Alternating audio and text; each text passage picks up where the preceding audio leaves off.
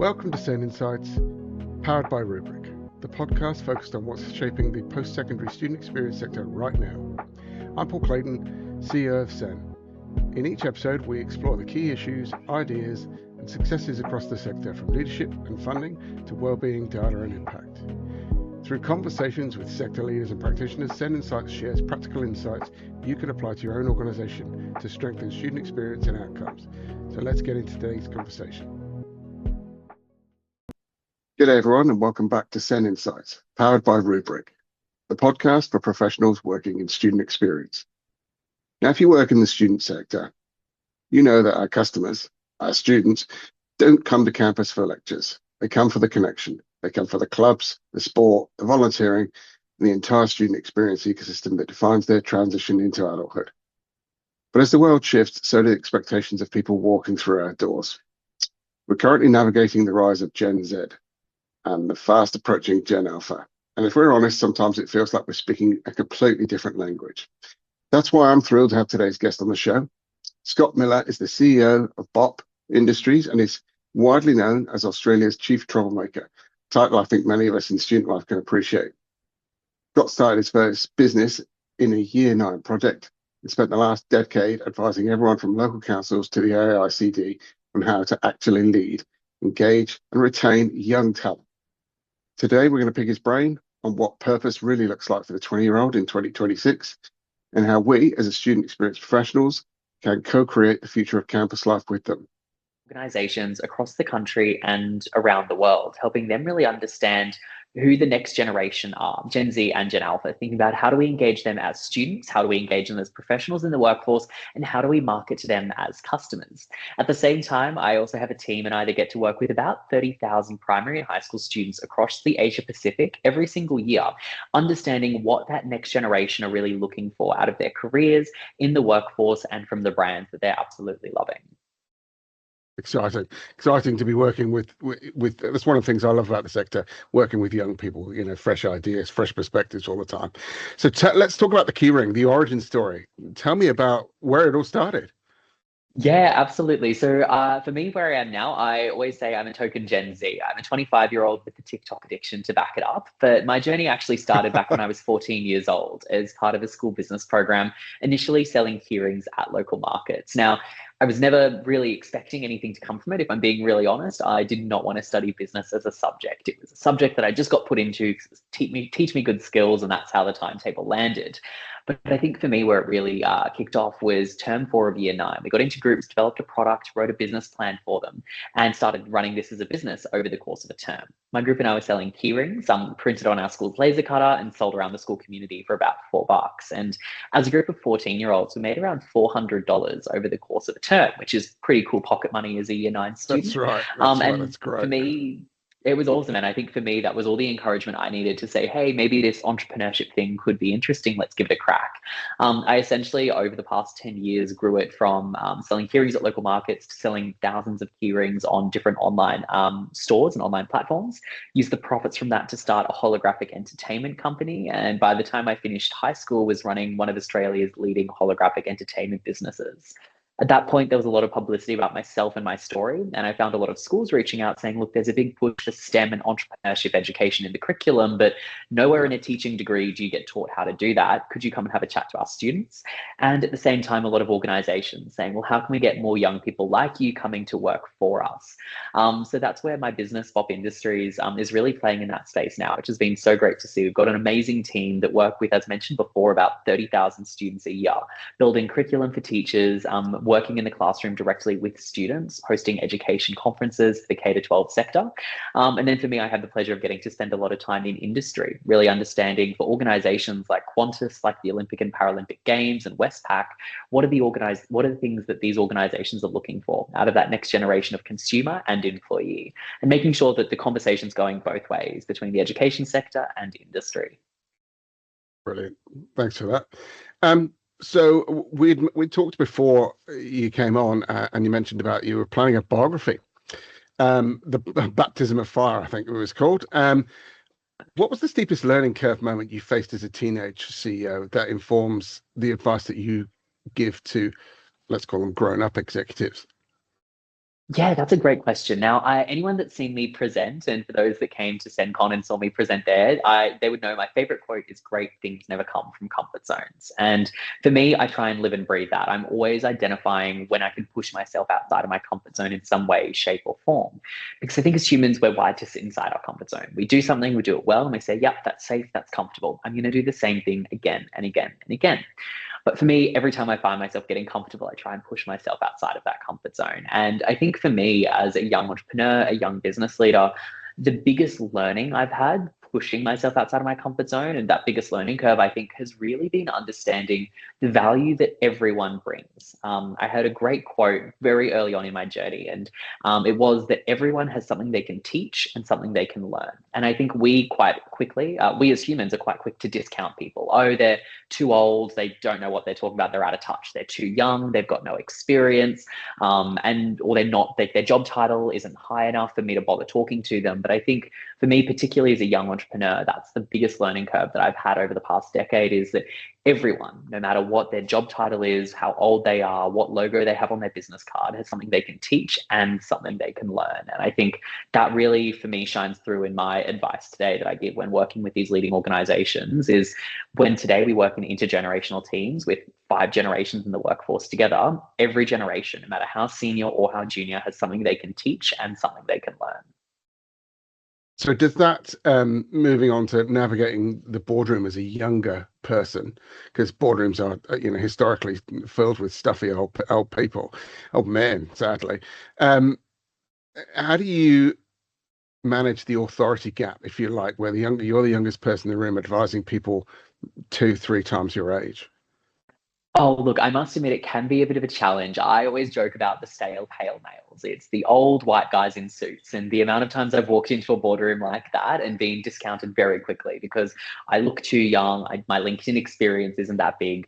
I think for me, the way I've navigated the boardroom, particularly as a young person, is to understand where my area of expertise is and isn't. And I think even these days, I find myself walking onto stages at conferences of people that are very, very good at what they do, or walking into boardrooms of executives of leading organizations. And for me, I always say, well, look, this is what I can help you with, and this is what I can't help you with. I'm not going to go onto a stage of tertiary education leaders and tell them how to teach tertiary education better, because I don't know how to do that. They are deep domain experts in that. What I do know Yeah. is some engagement strategies to really harness and unlock the power of Generation Z, and think about engaging them specifically as future students. So I think for me, I've walked a very careful tightrope over the past decade, and something I continue to do is really understanding, well, what am I in this room to advise on, and what is not my area of expertise? And I think it's much better from my own experience to say, look, that's not my area of expertise, than to try and just make something up, or come across as telling people how to suck eggs, if you will. Yeah, I think I've always been very careful with that delineation of what I can teach and what I I, can't. I think that's a great approach, Scott, because one of the things I love about that is it's genuine. It builds trust because you're being vulnerable, you're being honest. That's not my area. I'm here for this. I can't answer that question. And I think that builds trust in when you do talk, people listen because that's your Absolutely. expertise. So yeah, I love that. Okay, moving on then to let's call it your speciality, communicating with Gen Z, Gen Alpha. And beyond that digital native label, we often hear that Gen Z and Gen Alpha are tech savvy, but you've noted that they actually use technology differently as opposed to just being more knowledgeable. What's the biggest misconception that leaders have about young workers and how they actually want to communicate, would you say? Absolutely. Look, I think it comes in 2 parts. I think it is firstly understanding that for them, for many young people, they learn how to communicate with technology before they learn how to form full sentences. If you think about many kids, little kids today, Yeah, they learn to reach down, put their thumbprint in their parent's phone, unlock it, and start swiping around to watch their favorite Bluey episode before they're old enough to form full sentences. So you can think that for these generations, and for Gen Z particularly, they've had technology, touchscreen devices, Wi-Fi connectivity since they were incredibly young. So I think for them, they use technology to communicate, to collaborate, and to create. And I think if you, as a leader, ask any young person on your team, or even any teenager, what they're doing on their devices, it's communicating. It's chatting with their friends, doing instant messaging. It's staying connected. It's being on social media. It's keeping up with what people are doing, and it's creating, or it's learning. It's learning new skills, watching new videos, and investing in their hobbies. So I think that's one thing, is technology is actually an incredibly productive tool for young people, particularly. Yeah. But also I think there is a serious concept of responsible innovation with this generation. And I think a common misconception around how Gen Z use technology is leaders assume that, right, if I get a office in the metaverse, if I send everyone a VR headset where just technology is done, Gen Z are going to love it. But I think what I find more often than not is Gen Z are actually incredibly wary of digital addiction and technology use. And they use the concept of what's called responsible innovation. Just because we can use technology, does it mean we should? Where I think Yeah. technology definitely has a place, but I think we still can't beat that face-to-face interaction. And I think Gen Z get that. And I think when it comes to emerging technologies, Gen Z are having a big discussion around the ethics associated with technology. And I quite often find myself in rooms of young people and asking questions around, do robots deserve human rights? Should we be creating robots to pick up our litter? Really sort of ethical quandaries of how we use technology. And I Yeah. think a misconception from older generations is that Gen Z think, yes, the more technology, the better. I actually find the inverse. I think Gen Z are very wary of how technology is being used, because I think they're aware of the power, but also the problems that new technologies can cause. What's the feeling from your interactions then, just as a segue from that, to AI and the threats that people perceive of AI taking jobs? Look, I think it's quite interesting. And I think when it comes to using AI, I always take the view that AI won't take your job, but someone that knows how to use AI will take your job. Because Yeah. at the end of the day, AI allows any professional, no matter what job they're in, to produce more work at a higher quality in less time. And any employer is really that they're the metrics that they're tracking from their team members, no matter what industry they're in. It's the quality of work, how long it's taken to produce, and how quickly it's being created as well. And I think it's these days it's a competitive advantage for any employee in any business in any sector. And I don't think that we're going to get to a point where you just put a prompt into ChatGPT, copy paste it, and send it off. But I think being able to use it to inform your work, to expand your thinking, and to support you is really exciting. I think where I'm intrigued to see how it plays out, and I think this is where a lot of your listeners will be fascinated, is in the entry level job space, because I quite often hear rhetorics when I go to conferences that if you're not sure what to use AI for, whatever you give to an intern or a work experience person or a graduate, just give that to AI, because AI can do that for you. And I think what we're going to see over the next 5 years is a real gap where there won't be these internships, these work experience opportunities, these graduate roles available, because companies will have outsourced that to AI. But then we're going to see a real gap of companies wanting experience, like experienced employees at sort of middle levels, but they've got no junior positions available for young people to gain that experience. So I see that being Yeah. quite a big challenge over the next A decade. challenging time. Yeah, no, that's right. That's good. Yeah, it's an interesting perspective, Scott. Thanks. Um, Moving on then, you interestingly, and listen, I've got a 19 or 22-year-old, and I don't understand half the things that they say or text to me. But interestingly, you use the expression "love languages of work" um, in a professional context. So, how does that framework help Gen Z or Boomer managers connect with Gen Z employees?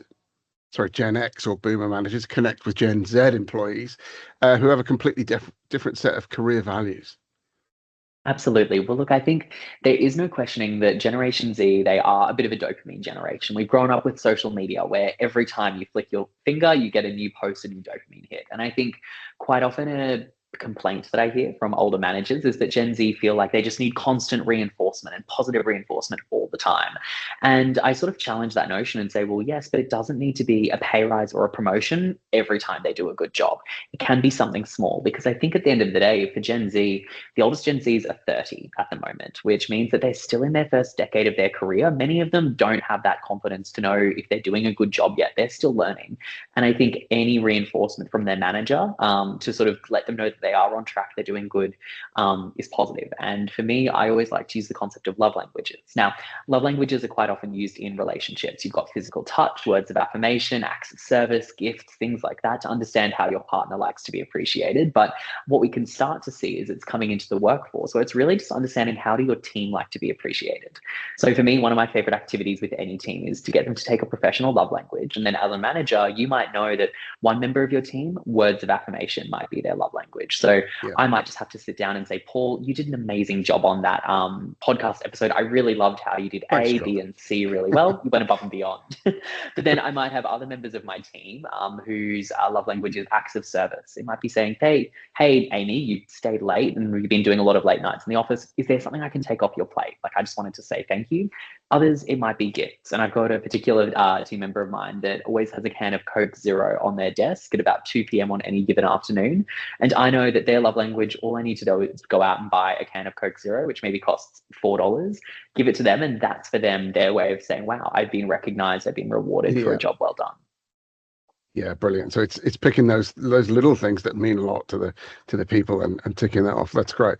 Okay, Gen Z. We've talked a lot about Gen Alpha's looming. Everyone's focused on Gen Z. Gen Alpha is already starting to influence consumer trends. What is the alpha shift in communication that leaders need to start prepping for right now? Absolutely. So I guess when we look at birth dates and years and things like that, Gen Z are those born between the years 1995 and 2010. And I think a common misconception about Gen Z is they're that generation of iPad kids that you see playing around on Minecraft. But the oldest Gen Zs are 30 years old. They're in industry. They're starting to move into management positions. They're here and they're here already. They're on our teams. Gen Alpha, and I think quite often we think Gen Alpha, they're the ones that are those little babies scrolling through Bluey episodes on their parents' phone. Gen Alpha, born between the years 2011 and 2025, the oldest are already in high school, which means that they're going to be following their further education and tertiary education and out in the workforce before we know it, less than 5 years until they start hitting the workforce. And I think they, again, are quite different to Gen Z. Now, this is a generation that have been nicknamed digital, they've been nicknamed Generation Glass, referring specifically to the touchscreen devices they've grown up with. And this is the generation that have been the ones that have grown up learning how to navigate an iPhone before they're old enough to form full sentences. So I think that level of digital curiosity and digital experimentation and digital confidence is going to be even higher. They're not afraid to get given a new platform, a new device, a new tool, and just play around and sometimes break things and then step back. And I think they're much more malleable when it comes to different digital platforms and tools. They're much more resilient than other generations. I also think their communication style is quite different.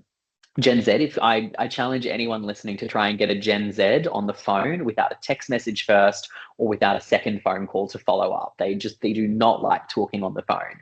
I know with my team members, I always have to send them just a little message beforehand saying, hey, just need to give you a buzz, nothing's on fire. And I can get them on the phone within 2 minutes. But even for myself, if someone gives me a phone call and I don't have their number saved, it's going straight to voicemail because I will not pick up the phone if I don't have to. But Gen Alpha, I think we're going to start to see the reverse of this. Now, Gen Alpha, they were in primary school when we went through the COVID lockdowns. And because of that, they spent a lot of the time on FaceTime and on the phone to their friends. So they're really comfortable picking up the phone, having a chat. They're less instant messaging, less text-based, and much more voice notes, FaceTimes, and phone calls, which I think is quite interesting. Again, just in different communication styles. It's almost like a reversal, isn't it? It is. And I wonder if we're going to start seeing on platforms like Microsoft Teams and Slack, instead of emojis and instant messages, it's voice notes being sent between co-workers. Yeah, I see. Very cool. Oh, I look forward to it because I miss the days where, people actually answer the phone. But then I'm a Gen Xer, so that's normal. Okay, so moving on now, I wanted to talk to you a bit about your work with the AICD because obviously a storied institution with a very good reputation, and it's interesting to see that they've done some work with you to try and drag themselves. Like I said, directorships in Australia have a history of being old men in boardrooms, and so it's encouraging to see that they're working with you and looking how they can change the approach in the boardroom. So let's talk about that briefly. Purpose versus paycheck. Your work with ACDC highlighted that. AICD highlighted that 44% of Gen Z have left a job because it lacked purpose. How do you coach a traditional profit-driven board to find their purpose without it sounding like a marketing gimmick? Absolutely. And this is quite a fascinating one. And I think this is what we're starting to notice is becoming a very existential threat for a lot of traditional businesses.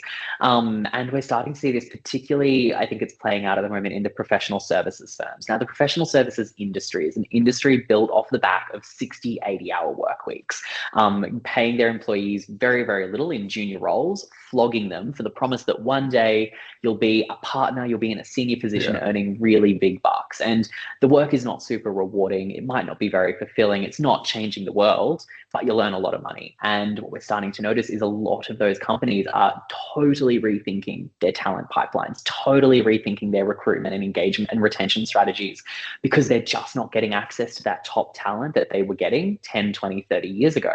What we're starting to notice instead is that as Gen Z become a growing population in the workforce, to give you a guide, by 2030, Gen Z and Gen Alpha in Australia will represent 45% of the workforce. So Wow. massive, nearly 50% of our workforce is young people in the next 4 years. And as that population continues to grow, we're starting to see that next generation of top talent, instead of going and working for those traditional corporates that have the promises of big salary packages, going to work for startups, social enterprises, charities, and not for profits, companies that are really making a difference. And I think it's because for Generation Z, they've grown up being acutely aware of what's happening in the world around them and the issues with the world around them. And I think you just have to open Instagram or turn on the news to hear about the really pressing and really imminent issues that are facing a bit of an existential threat to human race, to our planet. And I think Gen Z, they've grown up hearing that again and again and again. They're studying it in their curriculum. They're understanding the United Nations Sustainable Development Goals as soon as they can say their ABCs. And for this generation, the two go hand in hand. They want to work for a company that is making a positive impact in some way, shape, or form. And that is non-negotiable for a lot of young people these days. And I think when it comes to talking to a board of, if you will, stale pale males, my approach is always to sort of come at it from a business sense and say, well, if you think about how much money companies spend in recruitment and onboarding and upskilling, if you're spending, and for some companies that number's between $10,000 and $30,000, it can cost them to rehire a role.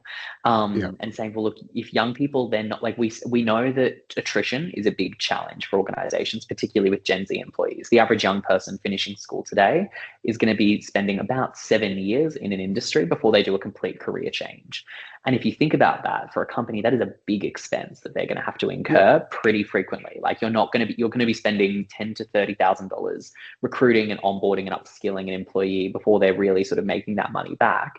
And if you're having to do that every 4, 5, 7, 10 years, that's not a good return on investment. So I think No. for boards, it's a really existential threat that if they want to keep accessing top talent, if they want to keep their staff, and if they want to keep their costs down, they have to really think about, well, what is this company standing for? And what are we doing to make a positive impact in some way, shape, or form? And that doesn't necessarily mean donating all of your profits or becoming really strongly aligned with a particular issue. It can be something as simple as I always look at Microsoft and their skills-based volunteering program, where they offer employees a set number of paid volunteering days, but as well as giving them opportunities to clean up parks and feed homeless and do all those sorts of initiatives, they also give them the opportunity to do skills-based volunteering, saying you work for Microsoft, you're one of the best software developers or one of the best cybersecurity specialists in the world.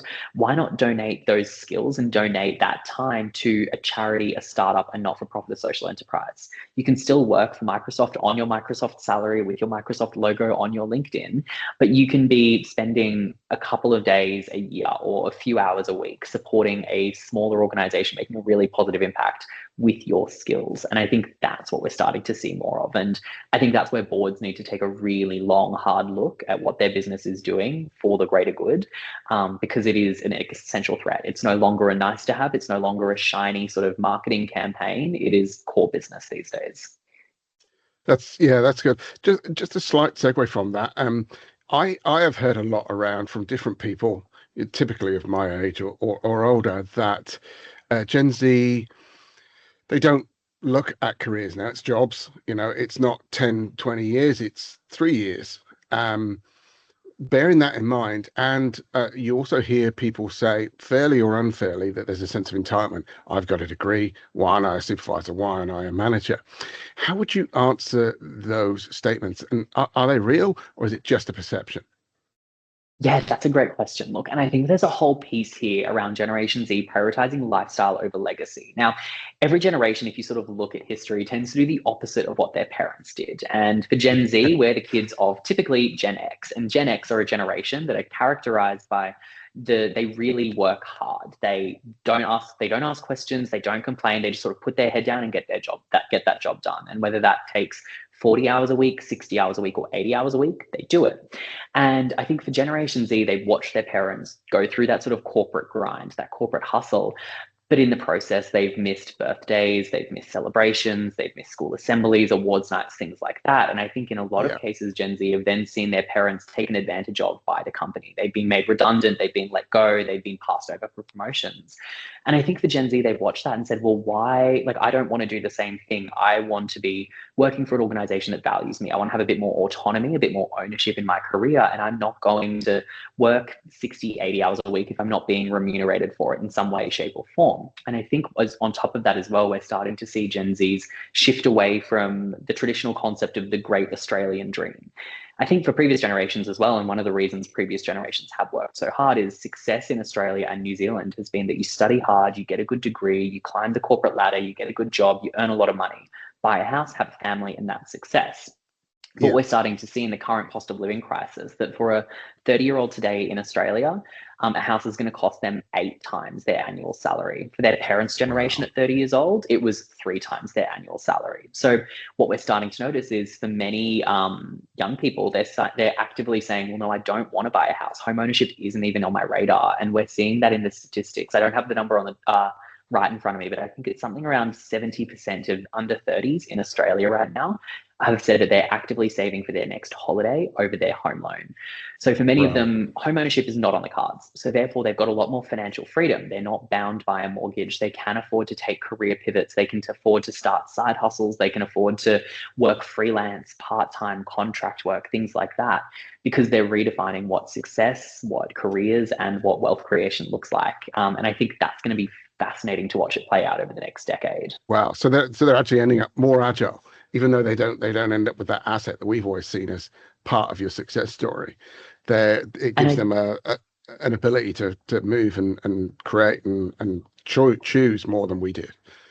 Absolutely. And I think for previous generations, the asset has always been the house. But I think for Generation Z, they're redefining the asset as themselves. Generation Yeah. Z, the research is supporting that they're in Australia and New Zealand outspending all other generations on the portion of their disposable income that they put towards health, wellness, and fitness. So they're really Right. investing in that. We've also seen over 50% of Gen Zs right now have got a side hustle of some description. So they're investing in those entrepreneurial pursuits. And I think because of that as well, we're starting to see them shift away from permanent full-time positions, instead opting for contract work, freelance work, part-time work. So they've got more time for study, they've got more time for upskilling, they've got more time for experiences. And I think, yeah, that's really the concept, that they no longer see the house as the asset to save up and invest for. They see themselves as that asset to invest into. Yeah, correct. Okay, back to your AICD research. It was suggesting that Gen Z values transparency as a core principle of governance. What does radical transparency look like in a daily leadership role? And why do you think it's such a struggle for current leaders? Why are they afraid of it? That's a really great question. And I think it's really for Gen Z, it's that authenticity piece. Like they don't want to be just another number in an organization. They want a bit of ownership, they want a bit of autonomy, but they also want to be able to bring their whole selves to work as well. This is a generation that have also grown up being able to talk really comfortably and really openly about their mental health, talk really openly about how they're going in their personal life as well as their work life. And I think they no longer see work as somewhere where all of their personal stuff just stays at home. They come in, they do the job, they go home. Like they realize that they're human, and I think they want their leaders to be as well. And I think it sort of comes in two parts. I think the first one is, as a leader, the challenge that you now have to really spend time, if you aren't already, looking after your team's well-being and just understanding how they're going as people, because that affects how they're turning up at work. And I think every leader knows this and sees this. Whether or not we practice it is a different story. And as an example, I always use with my team, we do a box check-in once a week, and we've got our business is called BOP, BOP. So we do B, O, P, and S as a check-in once a week. And it's a team meeting. It's quick. It's 15 minutes. Doesn't go for long. Every member on the team talks about how they're going B for business. On a scale of 1 to 10 at work, how are you going? 10 out of 10 is I'm crushing it. 1 out of 10 is everything's on fire. Please help. You then say, oh, what's an Love that. opportunity that's work related that's on the horizon that you're excited about? Is it a new project coming up? Is it a big meeting you've got? Is it a cool initiative that you're working on in the background? So it gives us an idea of what's getting them excited, what's getting them going in a professional sense. P is personal. On a scale of 1 to 10, how are you going personally? And again, you can be a 10 out of 10 at work, but you could be incredibly burnt out and a 1 out of 10 in your personal life. So it just gives a bit of a guide of how is this person doing internally and outside of work that we might not be seeing. And it gives leaders a bit of an opportunity to say, all right, well, Paul might be a 10 out of 10 at work. He's killing it on every initiative that he's working on, but personally, he's a 2 out of 10. We're going to have a difficult conversation. Exactly. We need to address that and figure out what's going on. And then S is smile. What's something that made you smile in the past 7 days? Doesn't have to be work related. Could be a cool movie you went and saw over the weekend, a moment you had with your family. And I think that is really, when we talk about authenticity and transparency, I think that's what Gen Z are craving within a team. It's being seen as more than just a number, and more than just someone that has to shut up, put their head down and get the job done. It's being able to come to work and say, yeah, I'm killing it in my personal life, but I need some more help with work. I'm killing it at work, but I need some more help in my personal life. And this is just what's going on with me. And I think just simple strategies like that can really help leaders out on that front. Fabulous. Fabulous. You're a big advocate for co-creation, and it's interestingly, it's something that we and the board have been talking about pivoting on. So rather than send information surveys out to members and asking for information back, actually sitting down with them and working with them about, what is the genuine need for information, what is the genuine need for purpose, what do we need to do, how are we communicating, all those kind of co-designing things. What's one practical way a senior executive can start a reverse mentoring relationship with a junior staffer? Because some of them will feel threatened by it. I'll be honest Absolutely. with you. So what does that look like? Reverse mentoring is one of my favorite initiatives, and it's the concept that you pair senior executives with junior staff members for mentoring opportunities. Now, that's not new. It's been done for decades. The idea of reverse mentoring is that in today's innovation economy, organizations are moving so quickly, technology is moving so fast, and so much is changing around us that these days, every generation, whether you're a baby boomer, a Gen X, a Gen Y, or a Gen Z, everyone has something that they can teach and something they can learn. Similar to my point earlier, something they bring to the table. So the idea of reverse mentoring is the learning needs to go both ways. That senior executive and that junior staff member, every mentoring catch up, they need to come with something they want to teach and something they want to learn. And I think it's great because it sort of shows that obviously a junior staff member that's in the first few years of their career have got so much they can learn from a seasoned professional that's got decades of experience. But at the same time, that junior staff member, as we touched on, they're digital natives. They've grown up in this innovation world, in this digital landscape, and they think so differently about the world around us. And I think that senior executive can get a lot of really great insights, fresh ideas and perspectives from that junior staff member. And I think it goes across all generations. It doesn't just need to be a baby boomer and a Gen Z. It could be Gen X and a millennial. But I think it's creating those intergenerational collaborations. And I think at the end of the day, it comes out stronger. I know even for myself, I've got a particular educator that I work with quite closely on a K-12 education conference. And we actually figured out the other day, has been teaching for longer than I've been alive. So it gives you a guide of the generation split there. That's right, yeah. And we've been collaborating for about 7 or 8 years now. And it's one of my favorite collaborations because when we come together, I can come with these big, crazy ideas and she can tell me to politely shut up, like those are dumb. Those are never going to work. And here's 100 reasons why. But I also get that sounding board of someone that is so experienced in industry that can say, I've seen this. This is what we've tried before. This is what's worked. And we can find that really happy middle ground. Really balancing the insights with the insights and experience with the innovation and the fresh ideas. And I think that for any senior executive listening is something they should be starting tomorrow morning with their staff members. I love the concept of that. I've got a couple I bounce ideas off just with AI because they're much further down that AI journey than I am.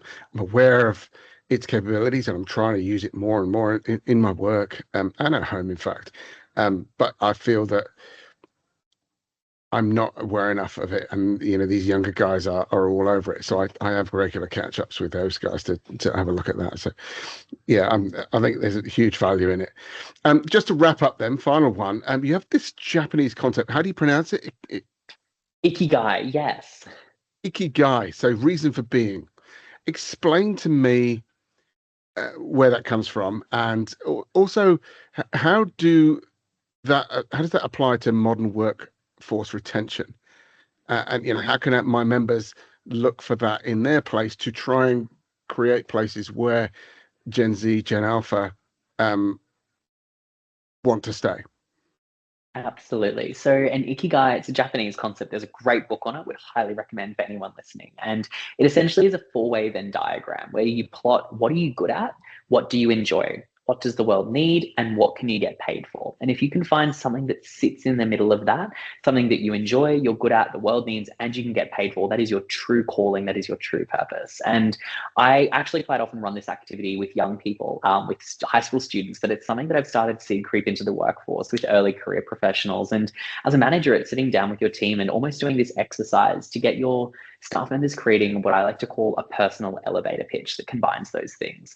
The condensed version is what are your passions, what are your interests, what are your values? And what you can do is list all of those and create a personal elevator pitch that says, I want to use my skills to achieve my values through my interests, or vice versa. I want to use my interests to achieve my values through my skills. So it might be, I want to use my public speaking skills to influence change through generational consulting. That's a skill that I've got. That's a value that's really important to me. And that's something that I'm really passionate about and really interested in. And I think it opens up, as a manager, a really good understanding of what makes your team tick.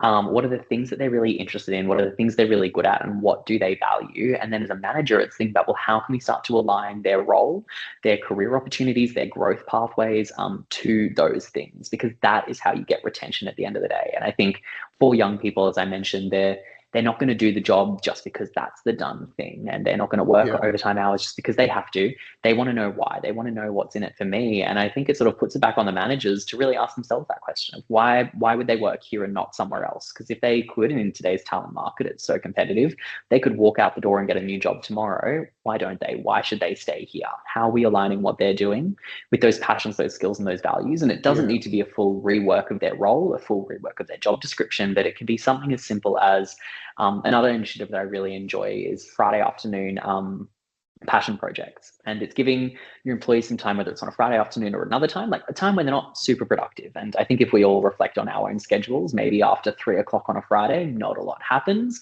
Maybe a lot happens in the bars down the road, but not much work related is happening. But giving your team a couple of hours every week or every month, however seasonal your work might be, to work on a nice to have project. Make it related to the business, but think about, well, what's something that you've observed that you would like to focus on a little bit more?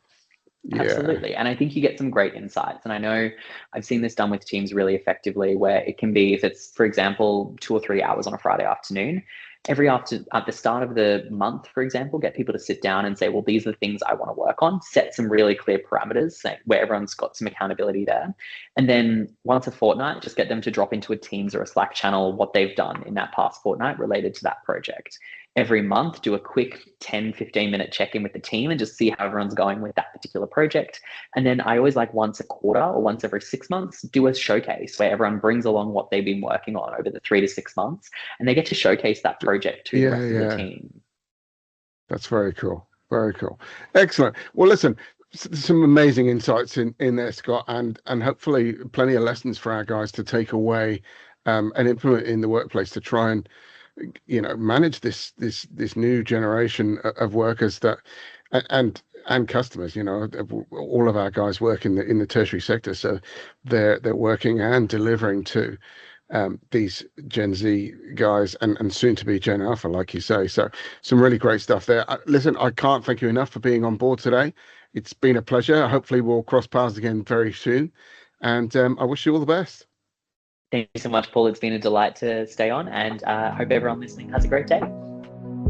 Fantastic. Take care. Nice.